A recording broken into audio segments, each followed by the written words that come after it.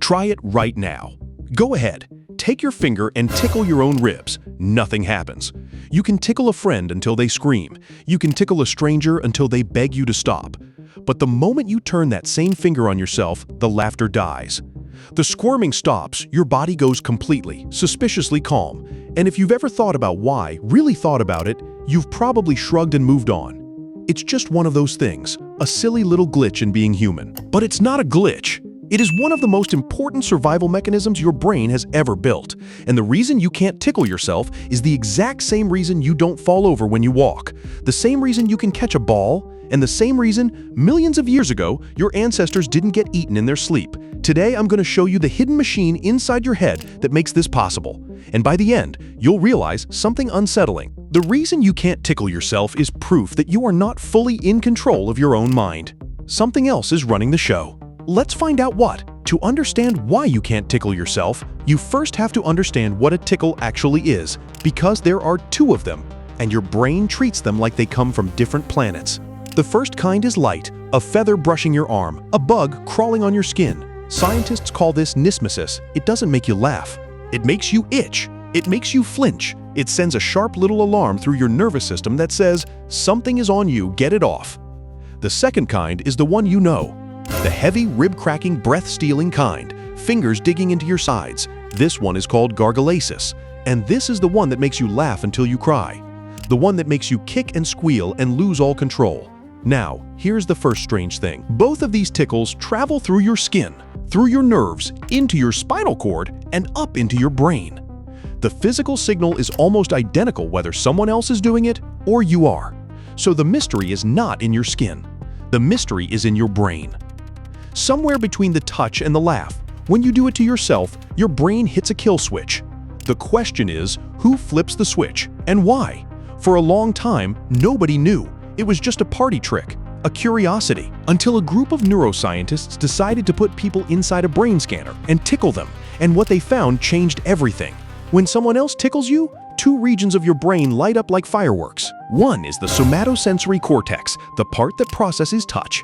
The other is the anterior cingulate cortex, the part that processes emotion, panic, and pleasure.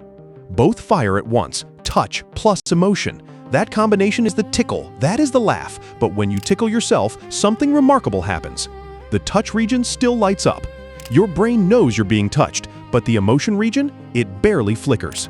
The alarm never sounds, the laughter never comes. Your brain received the exact same physical signal, and it chose to ignore half of it, which means the difference between a tickle and nothing is not the touch.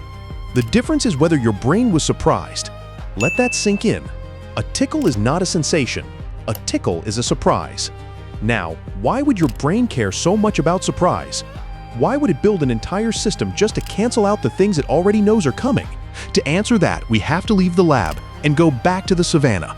Imagine you are an early human, asleep under a tree. 3 million years ago, the night is full of things that want to eat you, a snake sliding through the grass, a spider dropping onto your skin, a predator's breath on your neck. In that world, a sudden, unexpected touch is not funny. It is the last warning you will ever get. So your brain evolved a hypersensitive alarm for exactly that, the touch you did not see coming, the light brush that might be a scorpion, the grab that might be a leopard, the tickle response, the flinch, the laugh that is really a scream. All of it evolved as a defense against being touched by something you didn't expect. And that is why you cannot tickle yourself. Because when you tickle yourself, your brain already knows it's coming. You planned it, you commanded it. There is no threat, there is no surprise. So the ancient alarm stays silent. Your brain looks at the signal and says, I did this. It's safe. Stand down. The tickle is not a joke your body plays on you.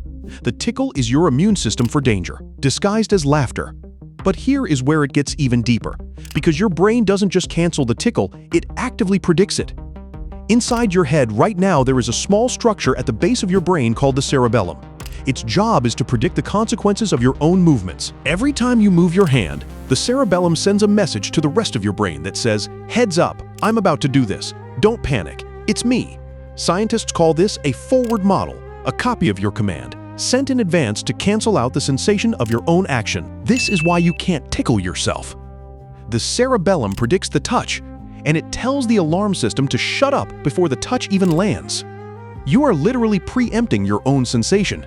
And you can prove this is real with one terrifying experiment. Researchers built a machine where a person moves a lever, and after a tiny delay, a robotic arm tickles them. When the tickle happens instantly, the person feels almost nothing because their brain predicted it. But when the scientists add a delay of just a few hundred milliseconds, suddenly the person screams with laughter. Why? Because the prediction was wrong. The touch arrived when the brain wasn't expecting it. The element of surprise returned, and the ancient alarm woke up. A fraction of a second. That's all it takes to turn nothing into uncontrollable laughter. Your brain doesn't respond to the touch. It responds to the gap between what it predicted and what actually happened. Now, be honest with me. This is starting to feel a little uncomfortable, isn't it? Because think about what this means. There is a part of your brain that is constantly predicting your every move, canceling your own sensations, editing your experience of reality before you even feel it. You think you're touching yourself, but what you're actually feeling is a filtered version, a version your brain has already approved. And this leads to the strangest consequence of all. There is a rare condition where people can tickle themselves. It's linked to damage in the cerebellum and to conditions like schizophrenia. When the prediction machine breaks, the boundary between self and other blurs. Patients report that their own movements feel foreign, that their own hands feel like someone else's. They can tickle themselves because their brain has lost the ability to say, "This is me." Think about that. The reason you feel like a single, unified self, the reason your own hand feels like yours and not a stranger's, depends on this tiny prediction engine working perfectly. Your sense of self is built on the fact that your brain can tell the difference between what you do and what is done to you. Break that engine and you start to disappear. So the next time you try to tickle yourself and nothing happens, don't shrug it off as a silly glitch. Feel what's actually happening. Feel the silence where the laughter should be. That silence is 3 million years of evolution, standing guard. That silence is your brain recognizing its own hand and deciding for a fraction of a second that you are safe. You can't tickle yourself because your brain already knows you're there. And maybe that's the most intimate thing your mind does all day. In a universe full of unexpected touches, full of snakes and spiders and strangers in the dark, the one touch it will always forgive, the one alarm it will always silence is your own. Because the reason you can't tickle yourself is the reason you feel like yourself at all. And if you want to see another part of your body that evolved for violence instead of what you think, click this video right here. Because the story of why your face was built to take a punch will change how you see your own reflection forever.